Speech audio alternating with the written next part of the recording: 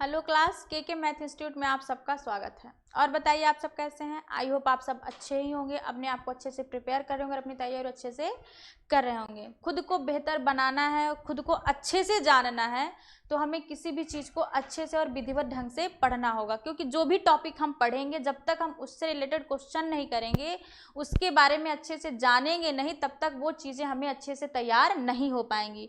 जो टॉपिक हमने आज तक पढ़ा है, जितने भी टॉपिक हैं, चाहे वो व्याकरण से रिलेटेड हो, चाहे वो हिंदी से रिलेटेड, जो भी टॉपिक आपने आज तक पढ़ा है उनसे रिलेटेड आपको क्वेश्चन करते रहना चाहिए। जब आप टॉपिक अच्छे से पढ़ लें, टॉपिक खत्म हो जाए, तो उससे रिलेटेड आपको प्रैक्टिस कर लेना चाहिए, ताकि आपको ये पता चल जाए कि जो टॉपिक आपने पढ़ा है वो आपको कितने % तैयार हुआ है और आपको अभी और कितना तैयार करना बाकी है। क्योंकि खुद को बेहतर बनाने के लिए और अपनी तैयारी और अच्छे से करने के लिए हमें प्रैक्टिस करते रहना चाहिए। क्योंकि हम प्रैक्टिस करते रहेंगे तो हमें इस बात का आभास होता रहेगा कि जो चीज़ें हम पढ़ रहे हैं वो हमें किस हद तक तैयार हो रही है और हमें अभी और कितना तैयार करना बाकी है।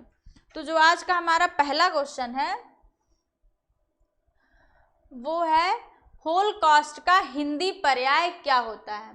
होल कास्ट जो शब्द है उसका हिंदी पर्याय क्या होता है, इसका हिंदी मतलब क्या होता है। राष्ट्रवाद, न्यूनतम, सर्वनाश या खोखला। होल कास्ट का पर्याय क्या होता है, मतलब होल कास्ट को हिंदी में हम क्या कहते हैं। राष्ट्रवाद, न्यूनतम, सर्वनाश या खोखला। होल कास्ट को हम हिंदी में कहते हैं सर्वनाश। होल कास्ट को हम हिंदी में कहते हैं सर्वनाश। होल कास्ट का हिंदी पर्याय होता है सर्वनाश। अंडे सेना, अंडा सेना, इस मुहावरे का सही अर्थ क्या होगा। अंडा सेना, इस मुहावरे का सही अर्थ क्या होगा। बेकार पड़े रहना, सोचना विचारना, चुपचाप काम में लगे रहना या असंभव काम कर दिखाना। अंडा सेना का सही अर्थ क्या होता है। बेकार पड़े रहना, सोचना विचारना, चुपचाप काम में लगे रहना या असंभव काम को कर दिखाना। अंडा सेने का मतलब होता है बेकार पड़े रहना, बिना किसी काम के। अंडा सेने का जो मुहावरे का सही अर्थ है वो होगा बेकार पड़े रहना। इनमें से कौन सा शब्द उर्दू उपसर्ग के सहयोग से निर्मित है। जो यहाँ 4 शब्द दिए गए हैं, इनमें से कौन सा शब्द ऐसा है जो उर्दू उपसर्ग के संयोग से बना है। उर्दू उपसर्ग के संयोग से। अधजला, नासमझ, प्रतिनिधि या सुघड़। इनमें से कौन सा शब्द उर्दू उपसर्ग के संयोग से निर्मित है। अधजला है, नासमझ है, प्रतिनिधि है या सुघड़ है। तो उर्दू उपसर्ग के उपयोग से बना शब्द है नासमझ। उर्दू के उपयोग से बना समझ है नासमझ। उर्दू उपसर्ग जो है उससे निर्मित शब्द क्या है, नासमझ। अधजला, प्रतिनिधि और सुघड़, नासमझ, इनमें से जिसमें उर्दू उपसर्ग का प्रयोग हुआ है वो है नासमझ। निम्नलिखित शब्दों में से विशेषण शब्द को चिन्हित कीजिए। इनमें से विशेषण शब्द कौन से हैं। दयनीय, परस्पर, कर्तव्य या कहानी। विशेषण शब्द कौन से हैं, जिन शब्दों में विशेषताएं हो, जो विशेषता बताए, वो कौन से शब्द कहलाते हैं, विशेषण शब्द। तो दयनीय, परस्पर, कर्तव्य और कहानी, इनमें से कौन सा शब्द विशेषण है। दयनीय है, परस्पर है, कर्तव्य है या कहानी है। तो विशेषण शब्द हमारा है दयनीय। विशेषण शब्द क्या है, दयनीय। दयनीय कौन सा शब्द है, विशेषण शब्द है। निम्नलिखित में से कौन सा शब्द पुल्लिंग नहीं है। इन शब्दों में से कौन सा शब्द पुल्लिंग नहीं है। झंडा, गजल, शिविर या चंदन। झंडा, गजल, शिविर या चंदन, इनमें कौन सा शब्द पुल्लिंग नहीं है। झंडा लगाया जाता है, पुल्लिंग शब्द है। गजल, शिविर या चंदन, कौन सा शब्द पुल्लिंग नहीं है। कौन सा शब्द पुल्लिंग नहीं है, गजल। गजल कौन सा शब्द है? स्त्रीलिंग का शब्द है। गजल स्त्रीलिंग का शब्द है। कौन सा शब्द स्त्रीलिंग का नहीं है? इन शब्दों में से कौन सा शब्द स्त्रीलिंग में प्रयोग नहीं हुआ है? चिड़िया, हजामत, तेल या कहानी। किन शब्दों में स्त्रीलिंग नहीं है? कौन सा शब्द पुल्लिंग का है? हमें बताना है इन चारों में से कौन सा शब्द पुल्लिंग का शब्द है? चिड़िया, हजामत, तेल या कहानी। कहानी जो है वो सुनाई या बताई जाती है, ये स्त्रीलिंग का शब्द है। हजामत करवाई जाती है। चिड़िया उड़ती है, चिड़िया स्त्रीलिंग का शब्द है। हजामत स्त्रीलिंग है, कहानी स्त्रीलिंग है। तो तेल क्या है? पुल्लिंग है। तेल क्या है? पुल्लिंग का शब्द है। निम्नलिखित शब्दों में से पुल्लिंग शब्द कौन सा है? जो शब्द हैं इनमें से पुल्लिंग का शब्द कौन सा है? टेलीफोन, चौखट, तलवार या मीनार। इन शब्दों में से पुल्लिंग शब्द कौन सा है? टेलीफोन है, चौखट है, तलवार है या मीनार है। पुल्लिंग शब्द कौन सा है? टेलीफोन, चौखट, तलवार या मीनार। पुल्लिंग शब्द हमारा है टेलीफोन। निम्न में से पुल्लिंग शब्द कौन सा है? टेलीफोन। चौखट जो होती है वो स्त्रीलिंग का शब्द है। तलवार, तलवार भी स्त्रीलिंग का शब्द है। मीनार अच्छी है, तलवार लगाई या काटी जाती है। चौखट लगाई जाती है या बिछाई जाती है। तो कौन सा शब्द है? ये स्त्रीलिंग का शब्द है। इनमें से कौन सा शब्द रात्रि का पर्यायवाची नहीं है?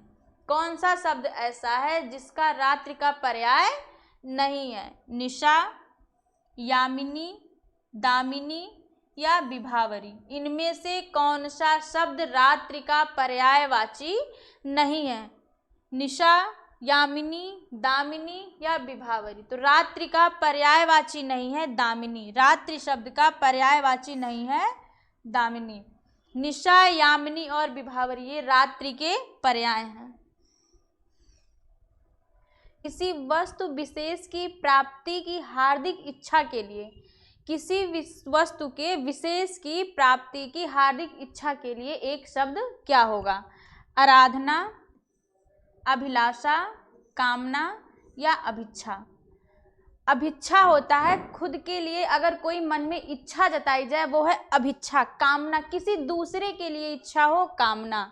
आराधना किसी के लिए मन में भक्ति हो या भाव हो, वो है आराधना। लेकिन इसमें पूछा गया है किसी वस्तु विशेष की प्राप्ति की हार्दिक इच्छा के लिए। किसी वस्तु विशेष की प्राप्ति की अगर हार्दिक इच्छा हो तो उसके लिए एक शब्द क्या होगा? उसके लिए एक शब्द होगा अभिलाषा। अगर हमें कोई चीज़ पसंद आती है, हम उसके लिए मन में जो इच्छा जताते हैं वो क्या कहलाती है? अभिलाषा। अभिलाषा का मतलब होता है मन की इच्छा। किसी वस्तु विशेष की प्राप्ति की हार्दिक इच्छा के लिए एक शब्द है अभिलाषा। खानदान, खानदान का विपरीतार्थक शब्द क्या है? खानदान का विलोम क्या होगा? निर्माण, मंडन, प्रदत्त या अर्जन।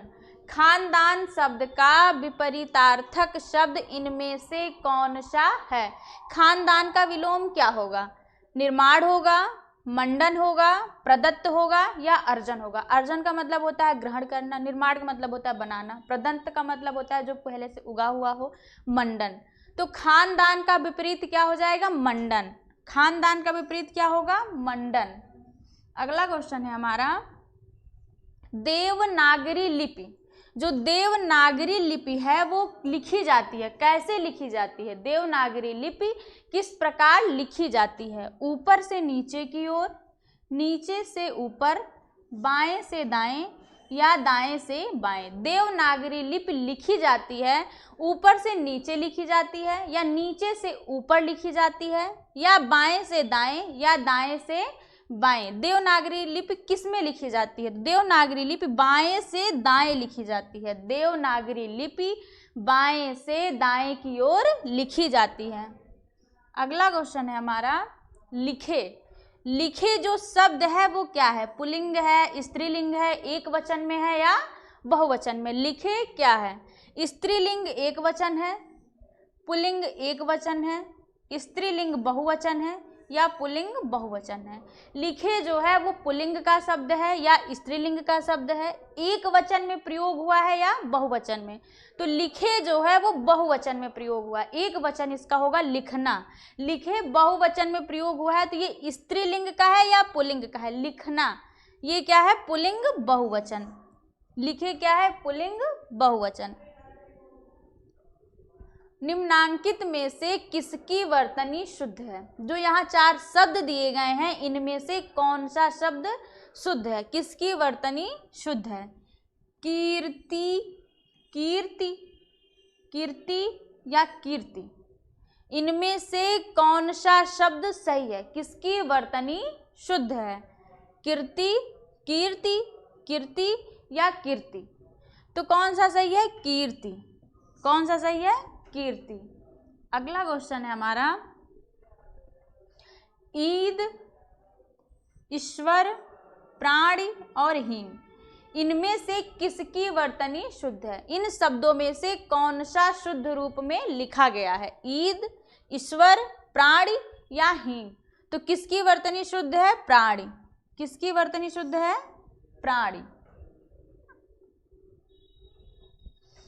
आग, आत्मा, आदत और आचरण, इनमें से पुल्लिंग शब्द है। इन चारों में से पुल्लिंग शब्द कौन सा है? आग है, आत्मा है, आदत या आचरण?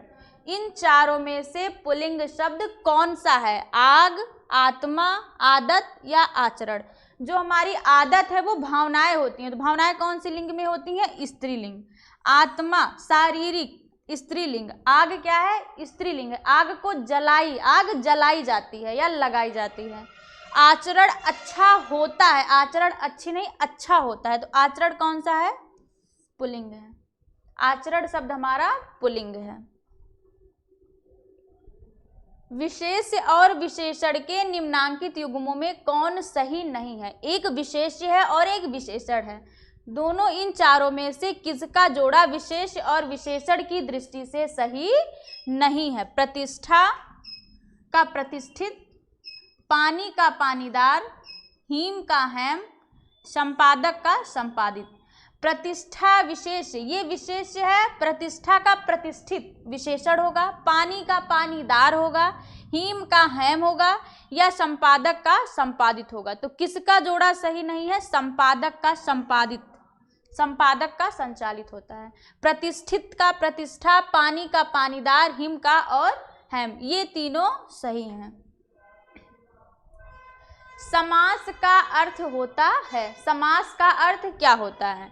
संक्षेप, निक्षेप, विच्छेद या अशेष? समास का अर्थ है संक्षेप है, निक्षेप है, विच्छेद है या अशेष है। तो समास का अर्थ होता है संक्षेप, किसी चीज को शुद्ध संक्षेप सरल रूप में बताना, समास का अर्थ होता है संक्षेप। आतपजीवी, आतपजीवी का अर्थ क्या होता है? आतपजीवी, आतपजीवी जो शब्द है उसका अर्थ क्या होता है? मातृभूमि की रक्षा करने वाला, माता पिता की सेवा करने वाला, तपस्या में सदैव लीन रहने वाला या धूप से जीने वाला। आतपजीवी का अर्थ क्या होता है? धूप से जीने वाला, तपस्या में सदैव लीन रहने वाला, माता पिता की सेवा करने वाला या मातृभूमि की रक्षा करने वाला। आतपजीवी का अर्थ होता है धूप से जीने वाला। आतपजीवी का अर्थ होता है धूप से जीने वाला। कदन, कदन क्या है? कौन सा समास है? कदन में कौन सा समास है? तत्पुरुष, द्विगु, बहुव्रीहि या कर्मधारय? कदन का मतलब है कुत्सित है जो अन्न, तो अन्न की विशेषता बता रहा है कि अन्न कैसा है? कुत्सित है। तो उसमें कौन सा समास है? तत्पुरुष समास, द्विगु समास, बहुव्रीहि समास या कर्मधारय? कदन में कर्मधारय समास है, क्योंकि अन्न की विशेषता बता रहा है कि वो कैसा है? कुत्सित है। चतुरानन, चतुरानन में कौन सा समास है? द्वंद्व, बहुब्रीहि, अव्ययी भाव या नए समास। चतुरानन में कौन सा समास है? द्वंद्व समास, बहुब्रीहि, अव्ययी भाव या नए तत्व। कौन सा समास है? तो चतुरानन में बहुब्रीहि समास है, जिसका न उत्तर पद प्रधान होता है न पूर्व पद प्रधान होता है, उसका एक अन्य पद प्रधान होता है। तो चतुरानन में कौन सा समास है? बहुब्रीहि समास। चतुरानन में बहुब्रीहि समास है। जो क्वेश्चन एग्जाम में कई बार आए हैं, प्रैक्टिस में मैंने आप लोगों से वही सारे क्वेश्चन रिपीट में करवाए हैं, ताकि आप लोग की जो तैयारी है वो और अच्छे से होती रहे। तो जो चीज़ें आपको समझ में ना आई हो, जो भी आपने आज तक टॉपिक पढ़ा है, उनमें जो भी चीज़ आपको समझ में ना आया हो वो कमेंट कर कर आप लोग ज़रूर बताइएगा। हम आपको अपना बेहतर से बेहतर देने का प्रयास करेंगे। आज के लिए बस इतना ही, हम मिलते हैं नेक्स्ट वीडियो में। तो आज के लिए आप सभी को धन्यवाद।